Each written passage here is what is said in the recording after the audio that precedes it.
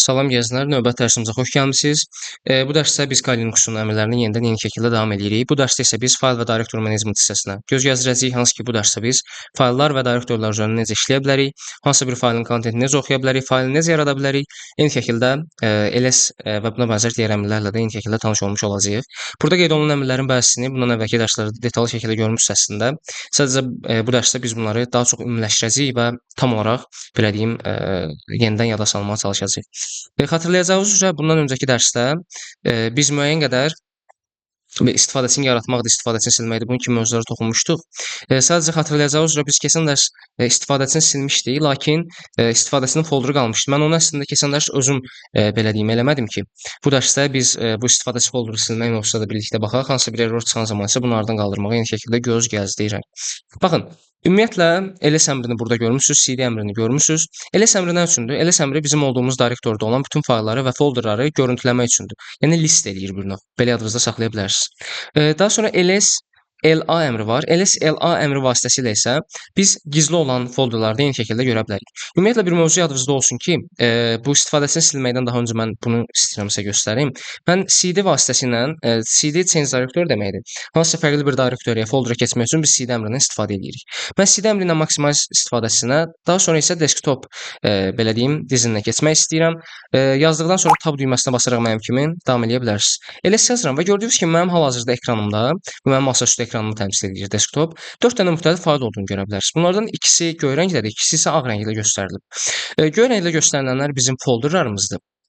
Ağ rənglə göstərilənlər isə bizim fayllarımızdır. Bu text faylı ola bilər, hansısa bir hash faylı ola bilər, belə yadınızda saxlaya bilərsiniz. Mən daha sonra əvvəlki dizinə qayıtmaq istəyirəm, foldera qayıtmaq istəyirəm. Bunun üçün 2 dəfə dalbadal cd 2 nöqtə yaza bilərəm və yaxud cd 2 nöqtə yazdıqdan sonra slash işarəsi qoyub bir daha 2 nöqtə əmrini təkrarlaya bilərəm. Bu zaman mən bir folder yox, 2 folder arxaya qayıtdım. Biz demişdik axı, cd 2 nöqtə yazanda bundan bir dənə əvvəlki foldera qayıtmış oluram. Burada slash'i siz istədiyiniz qədər uzalda bilərsiniz. Məsələn 4-5 dənə yazsa, siz 4-5 dənə əvvəlki foldera qayıtmış olacaqsınız. Mən bir daha ls yazıram və burada yenə eyni şəkildə 2 istifadəçi olduğunu görmüş olurum. Baxın, maksimal 0 istifadəçi biz dedik ki, artıq istifadəçi deyil. Bu artıq bir folderdir. Mən folderi necə silə bilərəm? rm əmrindən istifadə edərək hansısa bir faylı və ya folderu silə bilərəm. rm remove sözünün qısaldılmış versiyasıdır, belə nəzərdə tuta bilərsiniz. rm yazdıqdan sonra mən indi yazıram maximize 0. Lakin gördüyünüz kimi biz maximize 0-ı silə bilmirik və səbəb olaraq bunun bir folder olduğunu, direktor olduğunu bizə deyir. Bu zaman biz nə edə bilərik? rf ondan sonra biz birbaşa maximize 0-ı bir daha burada qeyd edə bilərik. Burada rf parametri nə işə yarayır? Rf force deməkdir, yəni məcburi şəkildə silmək deməkdir. Lakin bizdə burada yəqin ki, yenə icazə verməyəcək. Bəli, nəyə görə? Çünki biz super user deyilik. Root istifadəçisi, belə deyim, səlahiyyətlərinə sahib deyilik. Bunun üçün biz sadəcə bunun əvvəlinə sudo əmrini belə deyim, əlavə eləyərək prosesi bir daha icra eləyə bilərik. Və gördüyünüz kimi bir daha ls yazdığımız zaman burada sadəcə maksimal istifadəsinin qaldığını görürük. Mən bir daha təzədən desktopa getmək istəyirəm. Burada maximize yazıram, slash qoyuram, bir daha desktop yazıram və hal-hazırda mən desktopdayım. ls yazaraq da və yaxud pwd yazaraq da bunu təsdiqləyə bilərəm. pwd isə hal-hazırda bizim olduğumuz direktorunu, olduğumuz belə deyim, yolu göstərmək üçün istifadə olunur. Burada deyir ki, mən home direktorusunun altında maximize direktorusunun içindəki desktop belə deyim, folderındayım, direktorusundayım. ls yazdıq, faylları gördük. Burada biz touch əmrindən istifadə edərək eyni şəkildə hansısa bir fayl yarada bilərik. Məsələn 123.txt deyərək mən 123 faylını yaratdım və ekranda da bu dəyişikliyi görə bilərsiniz. Daha sonra ls yazıram və gördüyünüz kimi 123.txt var. Daha sonra mən editorlar haqqında danışmaq istəyirəm. Editorlar nədir? Bizim hansısa bir text faylını və yaxud hansısa bir yazı faylının içini dəyişmək üçün istifadə etdiyimiz xüsusi proqramlardır. Məsələn, Nano və Vim bizim ən çox görəcəyimiz editorlardır. Nano belə deyim, editorundan istifadə edərək biz 123.txt faylının içinin kontekstini, kontentini dəyişə bilərik. Məsələn, mən bura 123 yazaraq daha sonra bunu save eləyə bilərəm. Mən birbaşa exit eləyib ondan sonra save eləməyə üstünlük verirəm.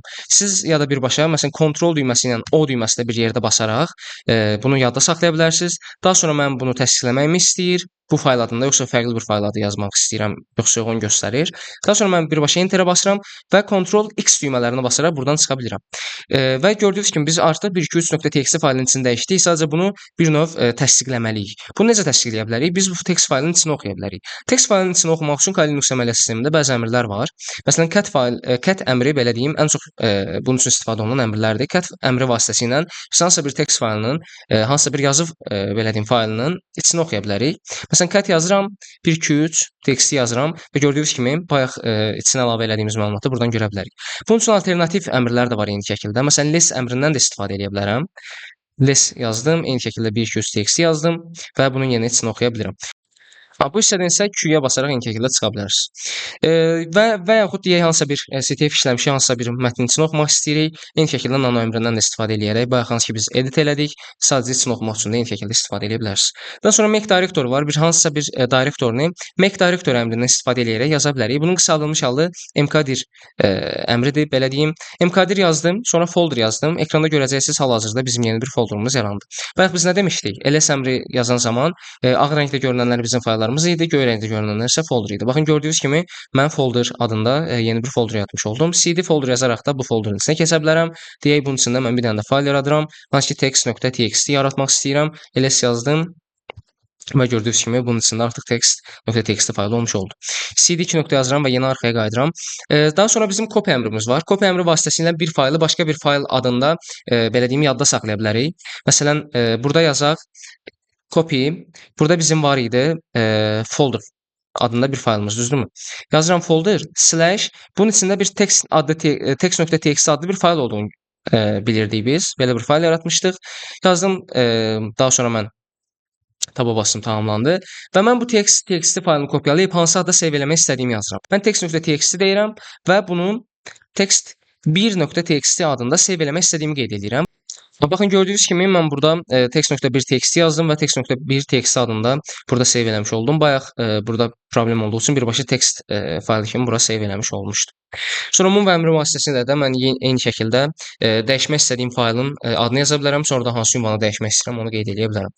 Bu dərslik bu qədər. Bu dərsdə biz fayllar və folderlar üzərində apara biləcəyimiz minimal belə deyim əmrlərə baxdıq. Növbəti dərsdə isə eyni şəkildə Linux əmrlərini davam edəcəyik.